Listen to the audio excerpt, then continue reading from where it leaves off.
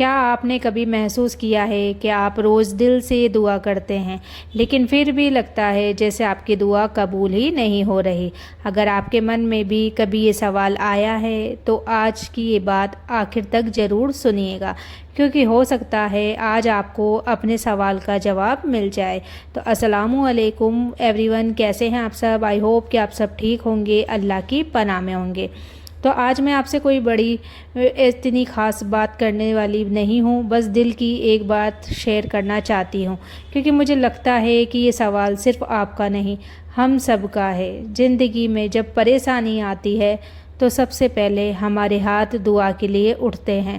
کوئی اپنے بچوں کے لیے دعا کرتا ہے، کوئی روزی کے لیے، کوئی بیماری سے شفا کے لیے، تو کوئی اپنے گھر میں سکون کے لیے۔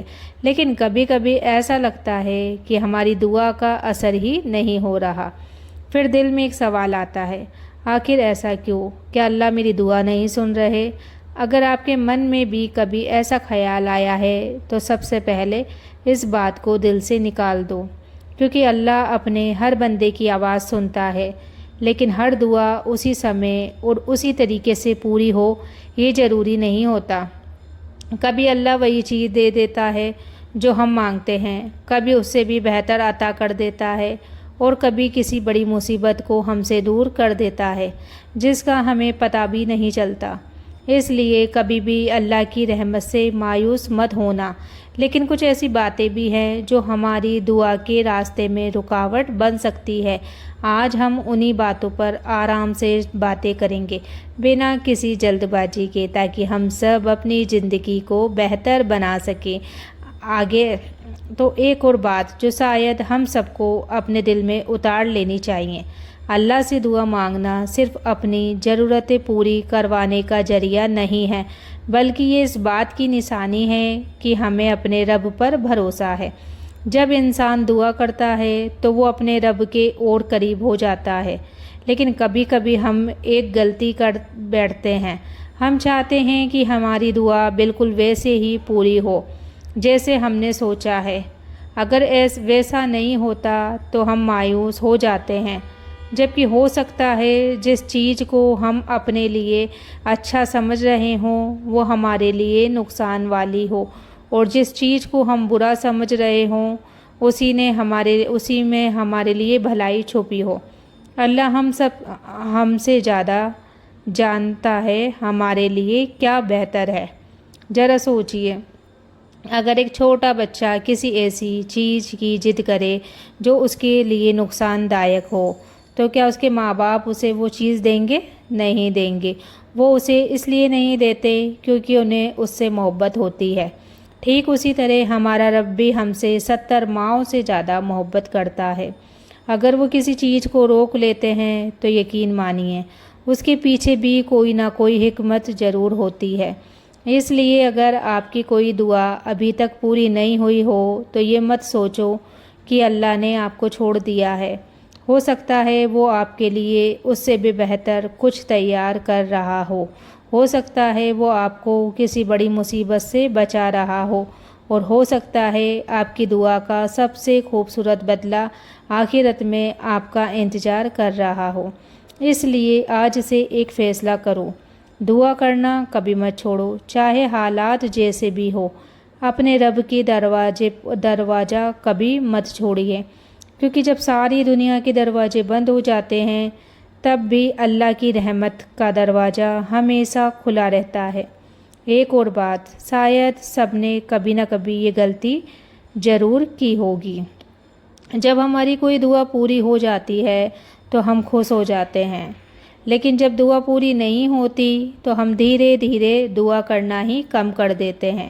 لیکن سوچئے، کیا اللہ صرف ہماری خوشیوں کا رب ہے؟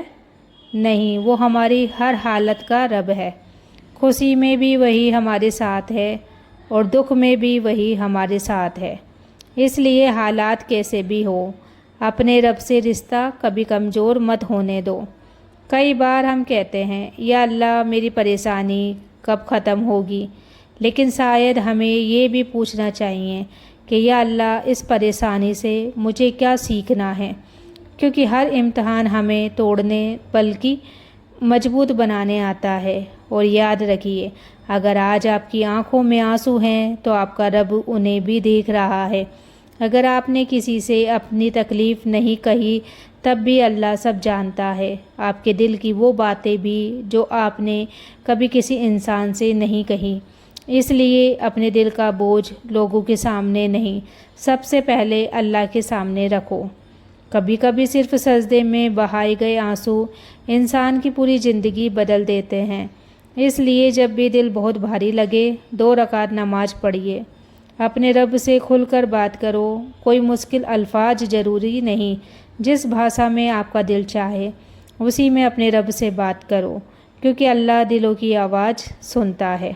اور اگر آج آپ کی کوئی دعا ابھی تک پوری نہیں ہوئی ہے تو امید مت چھوڑو، ہو سکتا ہے آپ کا رب آپ کے صبر کو دیکھ رہا ہو سکتا ہے وہ آپ کو اتنا خوبصورت بدلہ دینا چاہتا ہو جس کی آپ نے کبھی سوچ بھی نہ کی ہو۔